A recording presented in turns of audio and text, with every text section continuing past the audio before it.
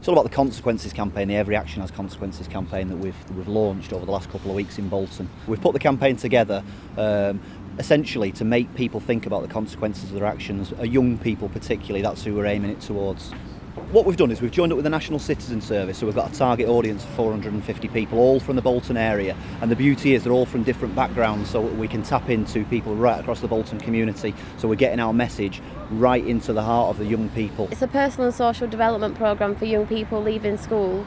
So it's basically, the aim of it is to get them more involved in their community, get them working as a team. And this project has come to light through the work we've been doing with disability hate crimes, of raising awareness of that, and basically it's around like not tolerating it, and you know, people with or without disabilities like coming forward at like feeling comfortable to go to the police and say, you know, this is happening. But also on the Every Action Has Consequences campaign, which is working with a man called Dave Rogers, who set up a charity in memory of his son Adam. So Dave's been today with Paul to like brief the group and spend some time with them, and now they're going to be looking at how they can like raise awareness and put together a project which the young people will take ownership of. They've delivered the session now to probably about 5 or 6 different groups over the last week or so.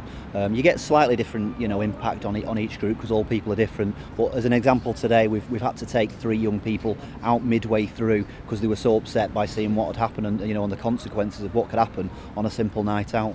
Adam was the least aggressive, confrontational. He was a gentle, peace-making kind of lad, and the only thing he did that night was to prevent the lad from joining in the fight. The lad just suddenly swung round and swung a punch, and Adam went down and his head hit the ground first, and he died later that day from his head injuries. When we were in the hospital and we were told that Adam was clinically dead, we tried to find something positive, and a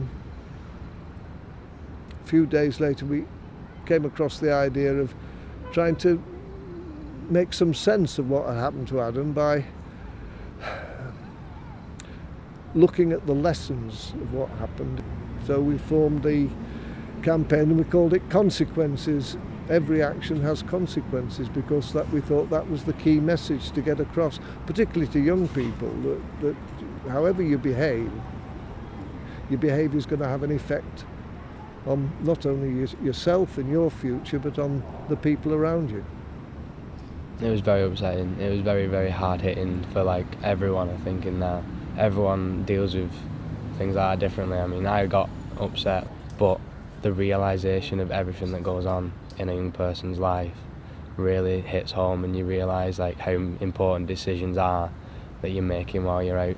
I'd be sensible about it. You do enough to have a good time. You don't get absolutely levered and ruin it for everyone and yourself. You just do it, be sensible, have a nice time, don't go over the top. And in that story, Adam was just being sensible. He was trying to break the fight up. The GMP have picked up quite early on about violence in the nighttime economy, run some really successful campaigns, the One Punch campaign. Now this fits in well because it's a longer term strategy. It's aimed at targeting people before they hit the nighttime economy. So rather than wait until people are out, 18, 19, 20, we're looking at people at school leaver age and giving them messages now that they can take forward. They're the next generation of people who are going to go through, so they're the people we'll look to kind of change what happens.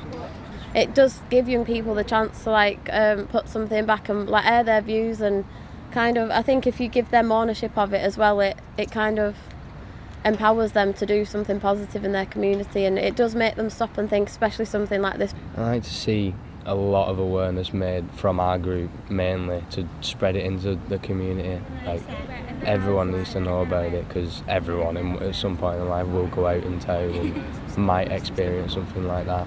Anything that gets them thinking about these things, even the ones who are not violent themselves or don't necessarily go out binge drinking, they accept that this is a normal part of the night out. When they go out, they expect to see these scuffles and brawls and fights, and we think they should stop and ask themselves, well, is it? Should it be? And, is that what we want? Because at the end of the day, it's peer group pressure that will change things. It won't be people like me saying you shouldn't be doing this and you shouldn't be doing that. They've got to realise it themselves that, no, we don't want this. We want to go out and we want to have a nice night out, and then we want to go home and knowing that we've enjoyed ourselves. I regularly work Bolton Town Centre on a Friday and Saturday night. I've worked Manchester City Centre, and every town and city across the country is the same. You go out, people going out, they've got too much to drink, probably too much to say, and violence starts, the assaults start. You know, some of those can be minor, and there'll be a lot of assaults where people will just simply walk away from that one punch, but tragically the consequences can end in, you know, the loss of somebody's life.